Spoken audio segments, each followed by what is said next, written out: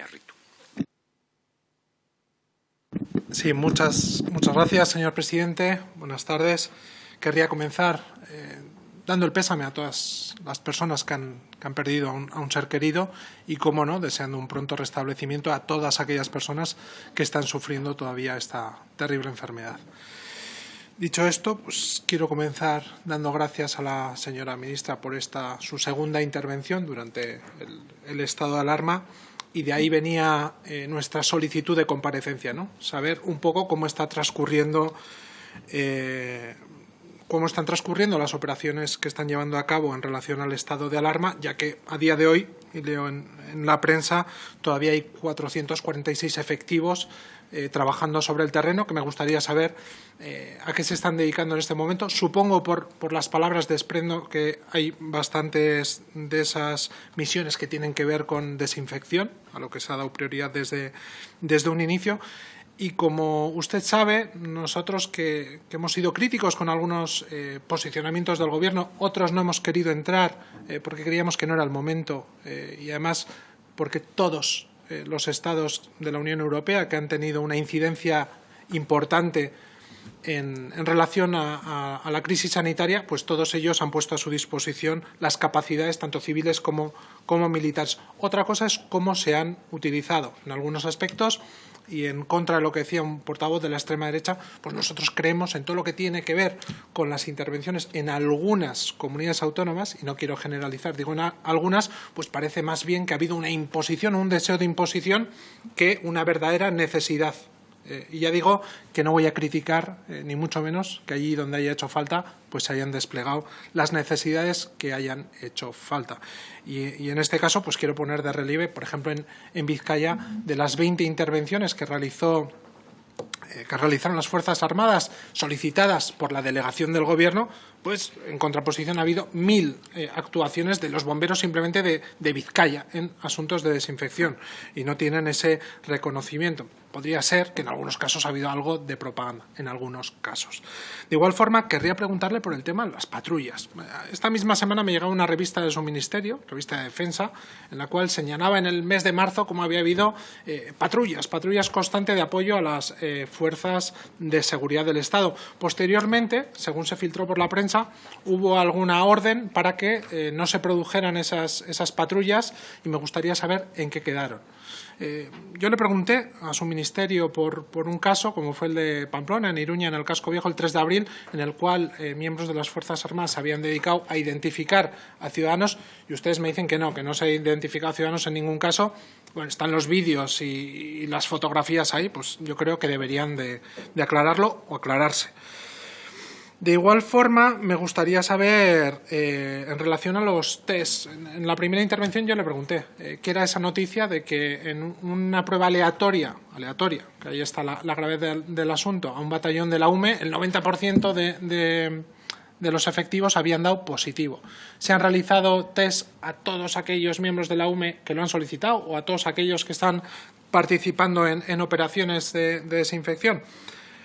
Y hablando de test, ha habido una noticia que yo no sé si calificarla de curiosa, algunos dirán que de fake news o de bulo, es la relativa a todos aquellos miembros de las Fuerzas Armadas que participaron en los Juegos Olímpicos militares en China, que ha habido en algunos medios que han dicho que algunos de ellos tuvieron algún síntoma que podría ser parecido a lo que produce el COVID-19. Me gustaría saber si se han hecho esos test, que ha informado algún medio, qué ha ocurrido, porque también es cierto que en otros estados ha ocurrido lo mismo, que ha habido miembros de las Fuerzas Armadas que han dicho que sufrieron síntomas parecidos a la enfermedad.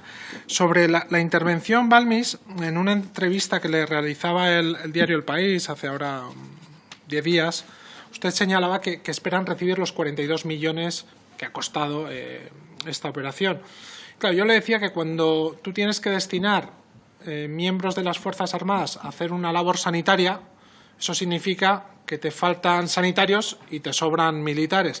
Quería saber si no hay previsión para este tipo de asuntos, porque estoy viendo que en operaciones en el exterior, y ahora voy a ello, hay un presupuesto de 1.000 millones, no hay presupuesto para operativos que puedan ser de emergencia o como este caso, una pandemia sanitaria. Estoy viendo, y usted ha informado, que también han participado equipos de emergencias en el exterior, en algunos casos de catástrofes. Me gustaría saber si también solicitan el gasto cuando se realizan esas intervenciones, que veo bien que se realicen, como no.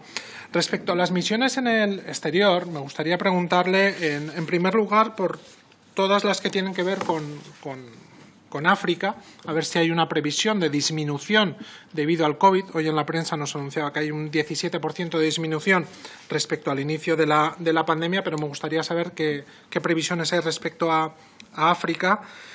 Respecto a la operación en Mali, veo con preocupación lo que está ocurriendo, ¿no? Que hay bases yihadistas en otros países como son Ghana, Togo.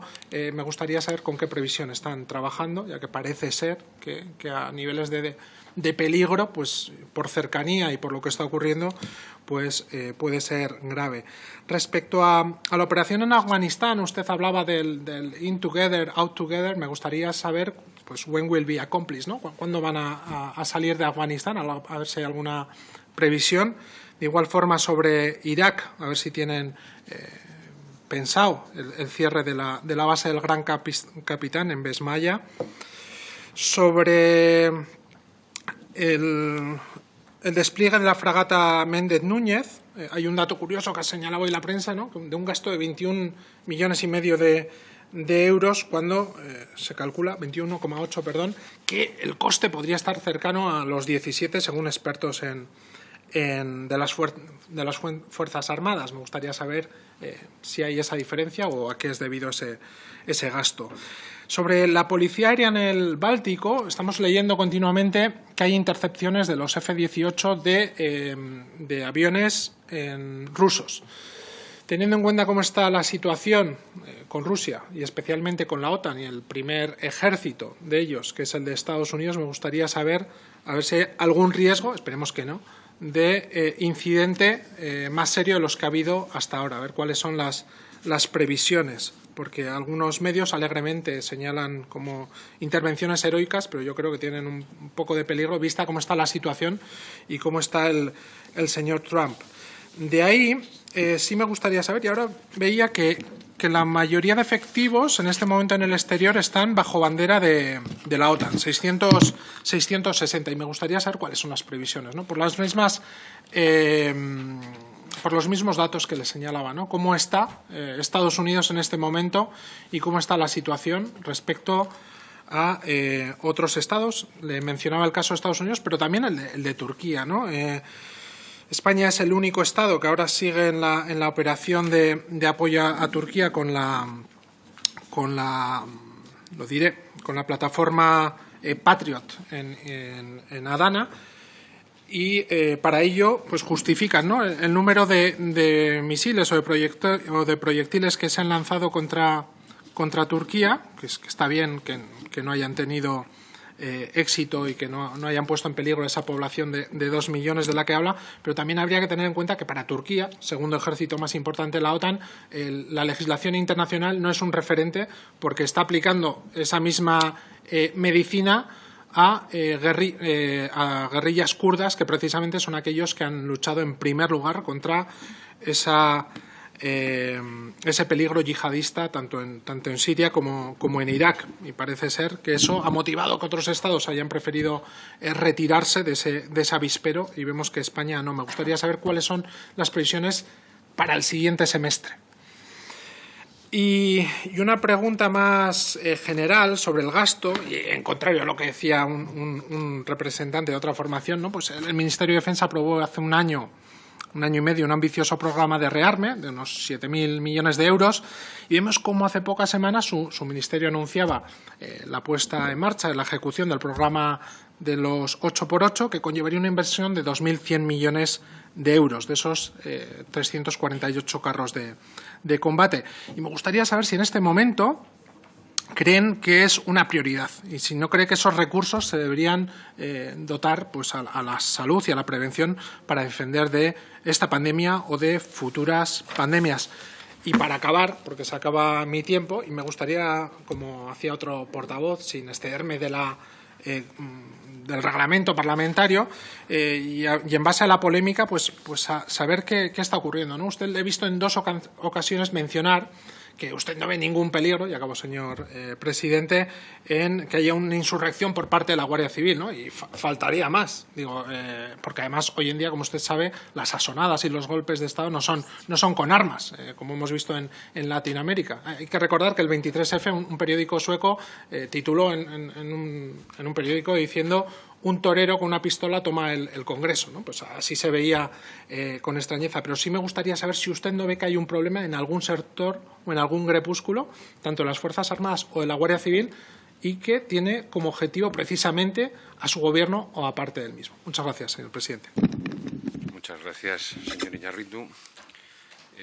A continuación, para fijar posición de menor a mayor, tienen palabra el resto de los grupos. El Grupo Mixto no está.